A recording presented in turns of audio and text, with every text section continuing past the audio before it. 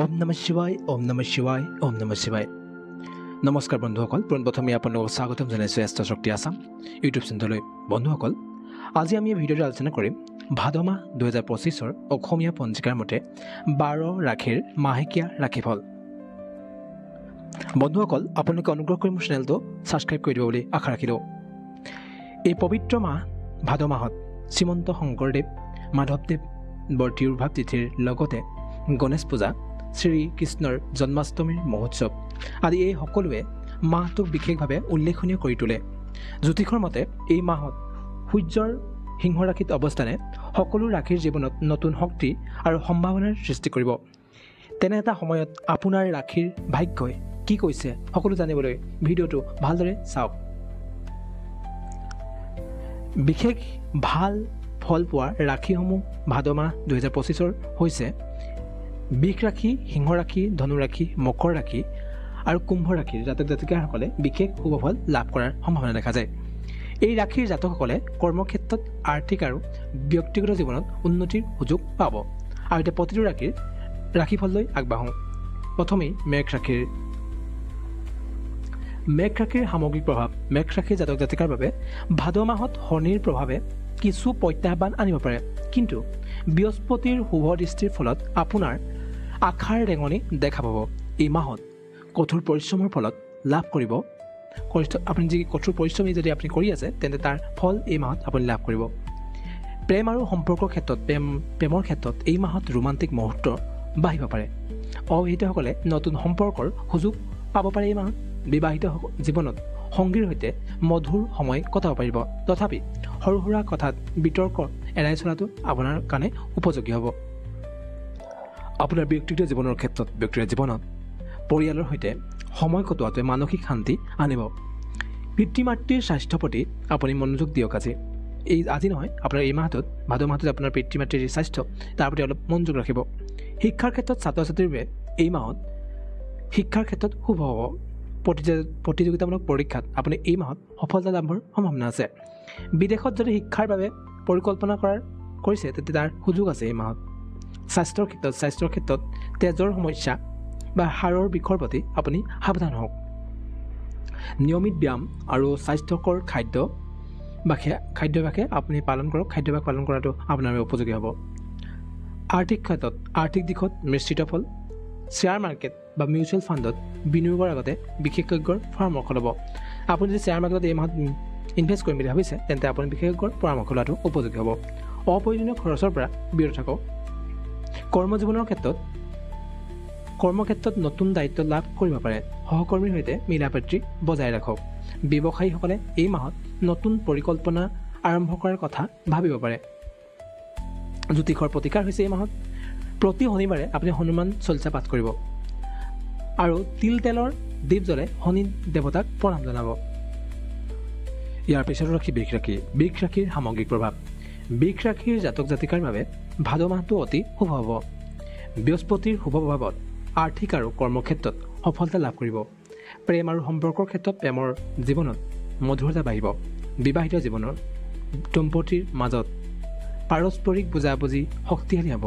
অবিবাহিতসকলে প্ৰেমৰ প্ৰস্তাৱ পাব পাৰে এই মাহত। ব্যক্তিগত জীৱনৰ ক্ষেত্ৰত পৰিয়ালৰ সৈতে সময় কটোৱাৰ সুযোগ পাব। নতুন সম্পত্তি বা ঘৰ ক্ৰয়ৰ পৰিকল্পনা এই মাহটোত আপোনালোকে কৰিব পাৰে।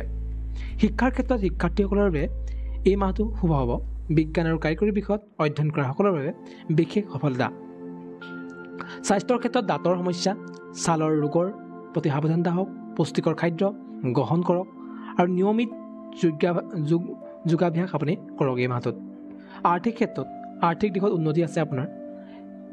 একাধিক উৎসৰ পৰা আয়ৰ সম্ভাৱনা দেখা যায়।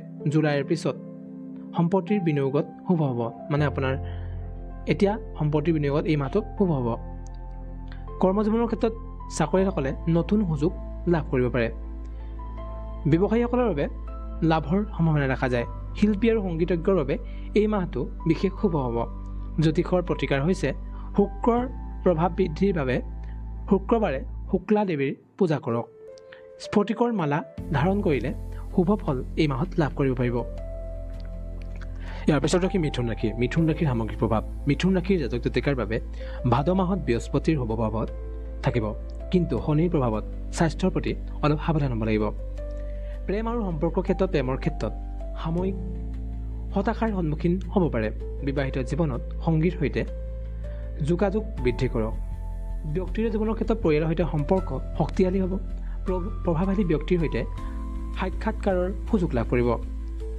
শিক্ষাৰ ক্ষেত্ৰত শিক্ষাৰ্থীৰ বাবে এই মাহটো অত্যন্ত শুভ হ'ব।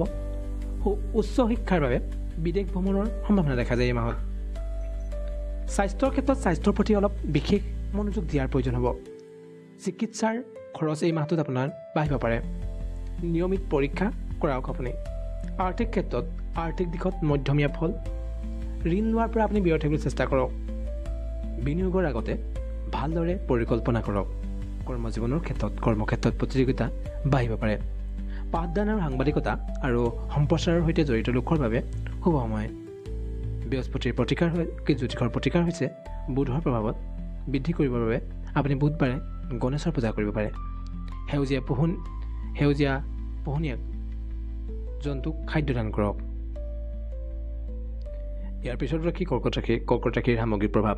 কৰ্কট ৰাশিৰ জাতক জাতিকাৰ বাবে এই মাহটোৰ প্ৰথমাংশ কিছু প্ৰত্যাহ্বানমূলক হ'ব পাৰে, কিন্তু শেষৰ ফালে উন্নতিৰ পূৰ্ণ সম্ভাৱনা দেখা যায়। প্ৰেম আৰু সম্পৰ্কৰ ক্ষেত্ৰত প্ৰেমৰ জীৱনত শুক্ৰৰ প্ৰভাৱত কিছু জটিলতা আহিব পাৰে। সংগীৰ সৈতে মুকলি আলোচনাৰ দ্বাৰা সমস্যা সমাধান কৰক। ব্যক্তিগত জীৱনৰ ক্ষেত্ৰত আধ্যাত্মিকতাৰ প্ৰতি আগ্ৰহ বাঢ়িব পাৰে। পৰিয়ালৰ সৈতে ভ্ৰমণৰ সুযোগ। শিক্ষাৰ ক্ষেত্ৰত শিক্ষাৰ্থীৰ বাবে পঢ়া শুনাৰ প্ৰতি মনোযোগ বাঢ়িব লাগে। প্ৰতিযোগিতামূলক পৰীক্ষাৰ ভাল ফলৰ এই মাহত সম্ভাৱনা আছে। স্বাস্থ্যৰ প্ৰতি হৃদৰোগ বা উচ্চ ৰক্তচাপৰ সমস্যাৰ প্ৰতি সাৱধান হওক। যোগ আৰু ধ্যান কৰক।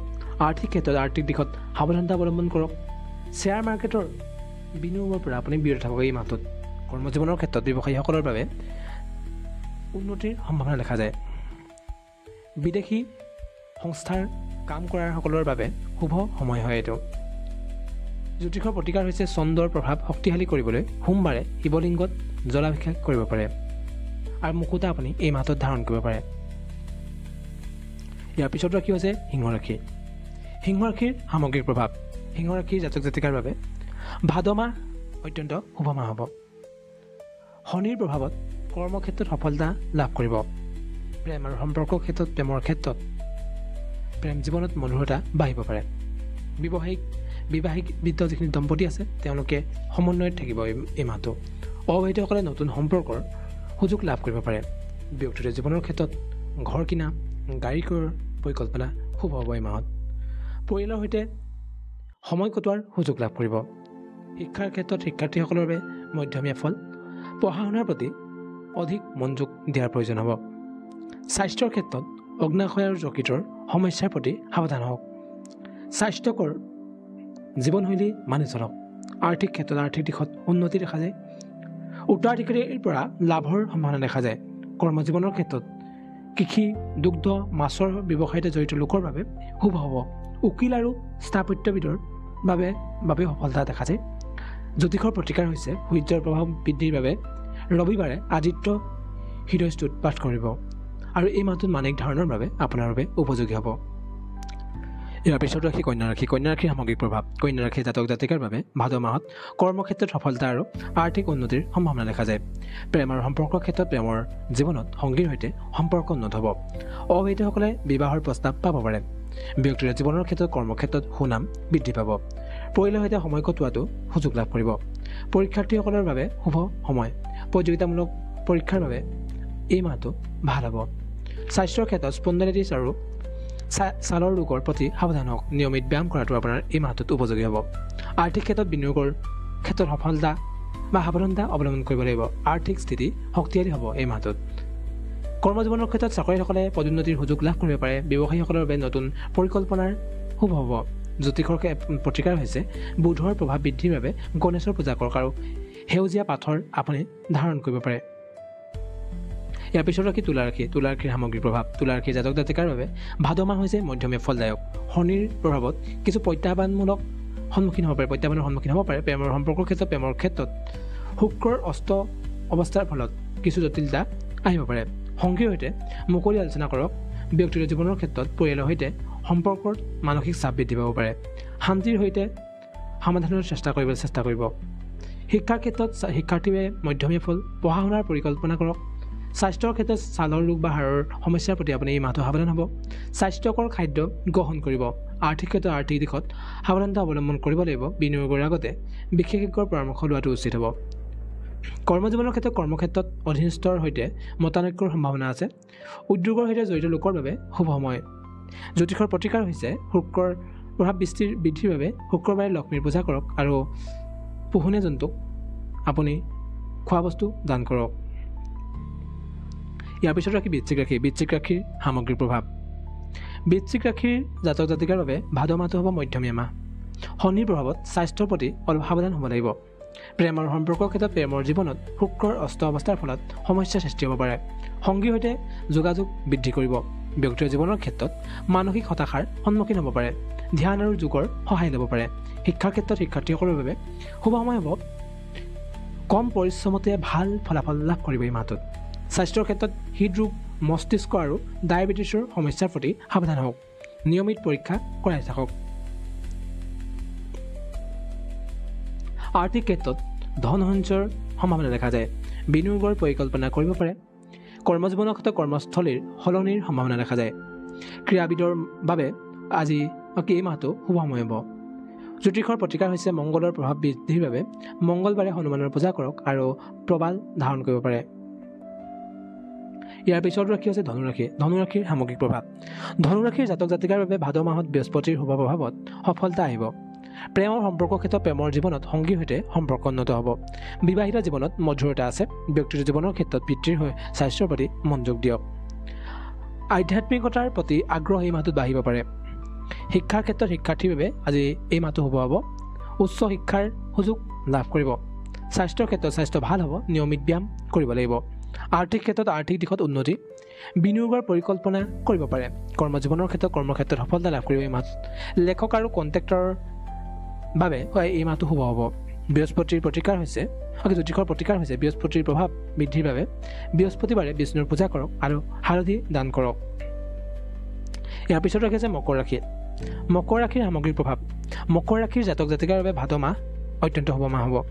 শনিৰ প্ৰভাৱত কৰ্মক্ষেত্ৰত উন্নতি লাভ কৰিব।